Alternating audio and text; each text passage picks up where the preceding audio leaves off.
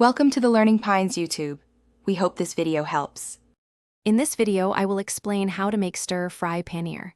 Start by gathering your ingredients. You'll need about 12 ounces of paneer, cut into 1-inch cubes.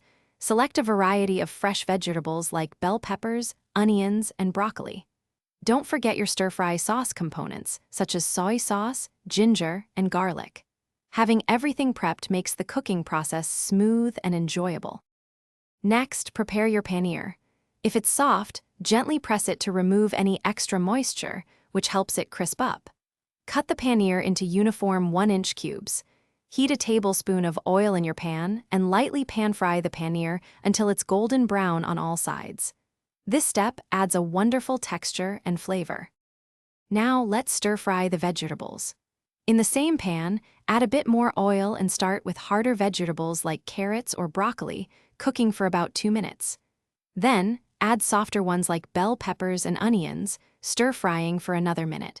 Whisk together your sauce, then pour it over the vegetables, letting it simmer until it thickens slightly. Finally, it's time to bring it all together. Add your golden brown paneer back into the pan with the saucy vegetables. Gently toss everything to ensure the paneer is well coated with the delicious sauce. Cook for just 1 to 2 more minutes to heat everything through. Serve your homemade stir-fry paneer immediately with rice or noodles for a complete meal. Thanks for watching. Consider subscribing if we helped you.